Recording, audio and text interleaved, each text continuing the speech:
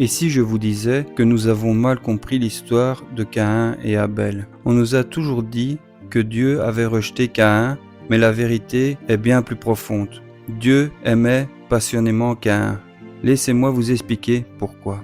Le cœur d'Abel était pur, son offrande était fluide, mais Dieu parlait à Caïn parce que Caïn était en danger. Dieu avait donné à Caïn la force de dompter la terre, il l'avait béni avec de grandes récoltes. Si vous lisez bien la Genèse, Dieu ne gronde pas Caïn au début, il s'inquiète pour lui. Il voit la jalousie monter comme un poison. Il lui parle pour essayer de le sauver de lui-même.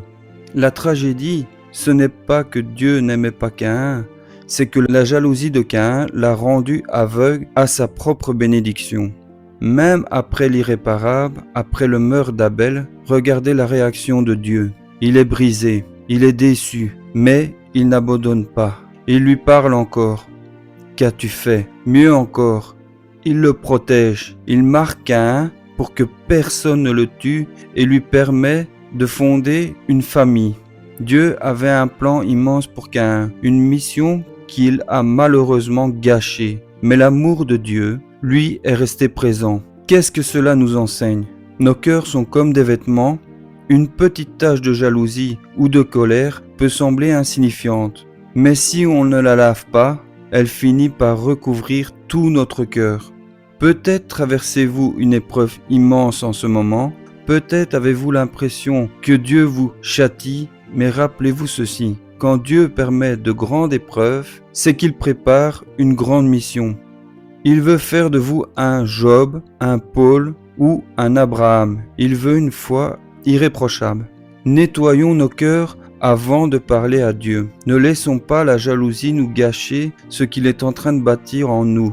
Gardez la foi, car votre épreuve est la preuve de votre élection. Imaginez que votre cœur est un vêtement blanc, la jalousie, la colère ou l'orgueil ne sont au début que de toutes petites taches de boue. Si vous les lavez tout de suite, le vêtement reste pur. Mais si vous les laissez sécher, elles s'incrustent. Si vous en ajoutez d'autres, les vêtements deviennent noirs et vous ne sentez même plus la saleté. Caïn a laissé la tache de jalousie sécher jusqu'à ce qu'elle devienne une croûte qui l'a empêché de ressentir l'amour de Dieu. Abonne-toi à la chaîne et active la cloche de notification pour ne rater aucune de nos prochaines rencontres. Visite notre chaîne pour d'autres vidéos édifiantes. Que Dieu te bénisse abondamment et à très bientôt pour une nouvelle vidéo.